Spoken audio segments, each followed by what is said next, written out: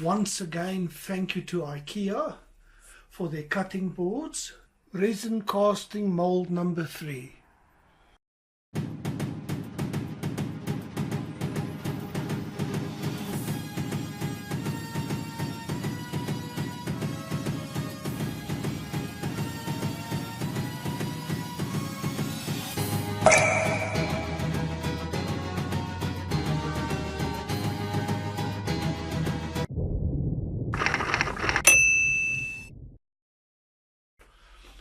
Welcome to my workshop, and today's project, part 3 of the resin casting molds.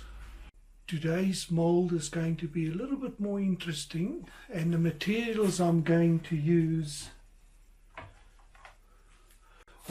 once again, thank you to IKEA for their cutting boards. This is polyurethane,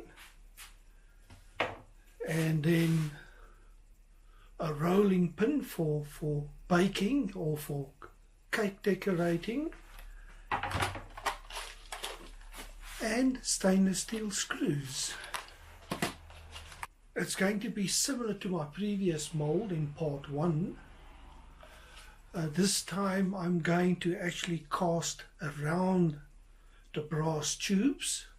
That means no more drilling and gluing, and also if there's anything particular you want to add in your pen blank, like for instance watch parts or even prints around the tube using decal paper. This mold is going to take a lot of accurate measuring, and I've unpacked some of my pens to get a maximum length. This mold is going to be versatile.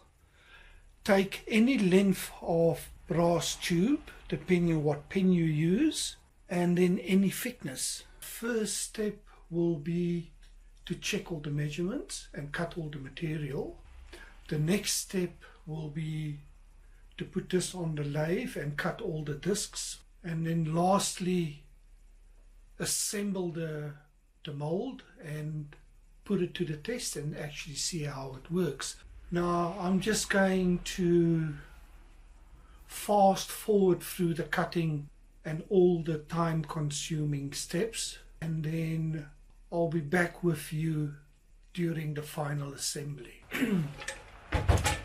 Something very important, I've actually added up all my measurements and cut the actual size out of a piece of cardboard, and that's just to check if it will actually fit into the pressure chamber.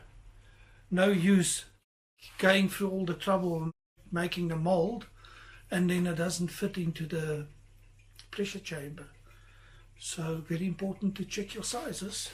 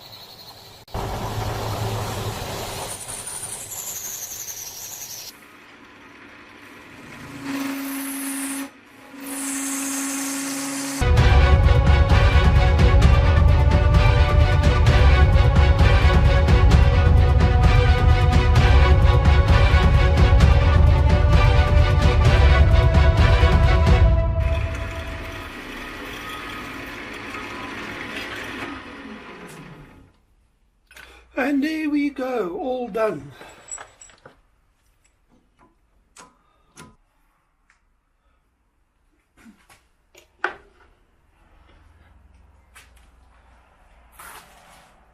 And there you go, all the machining is done.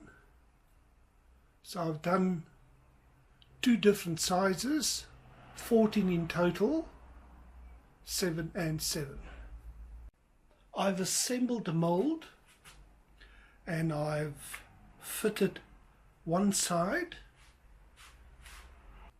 and then the ones I've just finished on the lathe will be cut square to fit into the slot, and this will be adjustable.